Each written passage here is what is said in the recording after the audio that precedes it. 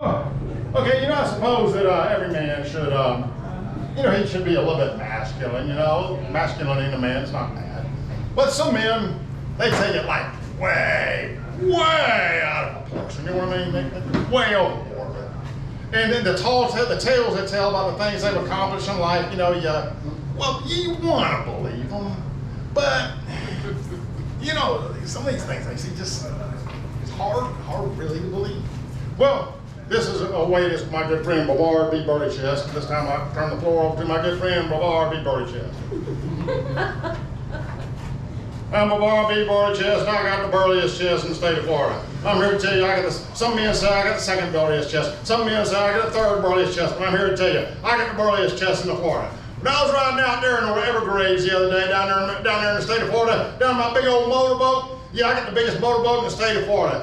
Some men say it's the second biggest motorboat. Some men say it's the third biggest motorboat, but I'm here to tell you, it's the biggest motorboat in the state of Florida. Well, I'm riding along my big old motorboat down there in the state of Florida, down there in the Everglades, and I came upon this big old 800-pound baby who was stuck out there in the swamp. I mean, he was stuck. He was sinking fast. He was going, help me, help me. I said, hold on, baby, I'll save you. So I grabbed this big old rope. This big old rope, I'm telling you, it was the biggest rope in the state of Florida. Now, some men say it was the second biggest rope. Some men say it was the third biggest rope, but I'm here to tell you it's the biggest rope in the state of Florida.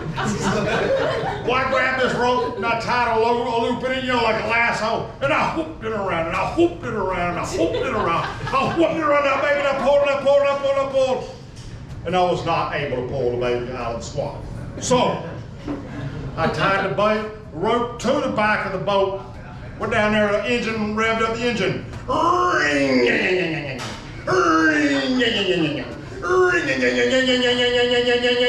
Pow! Rope broke. Says, hold on, baby, I'll still save you. So I got a steel cable, right? This big old steel cable. And I tied a little loop in it, tied it up like a lasso, And I whooped it around, I whooped it around that 800-pound baby. And I tied it at the end of my motorboat, and I revved up the engine.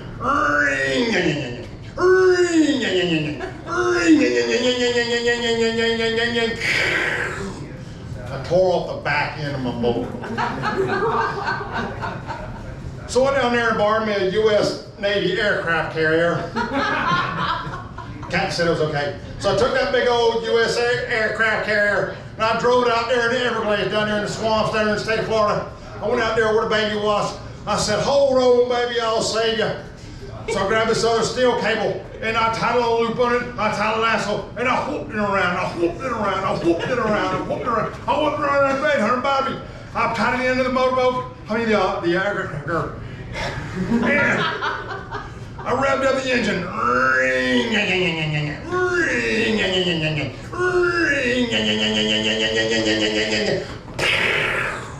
That big old baby come popping right out of the swamp.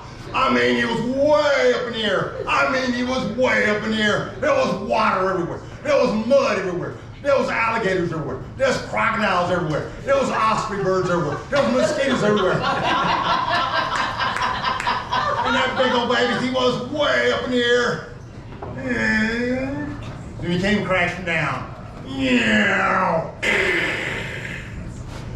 So I went over there to check on the baby. Turns out it wasn't a baby at all. It was two grown men. One of them was Donald Trump. And he thought he got stuck in the swamp because of voter fraud. The other one was Joe Biden.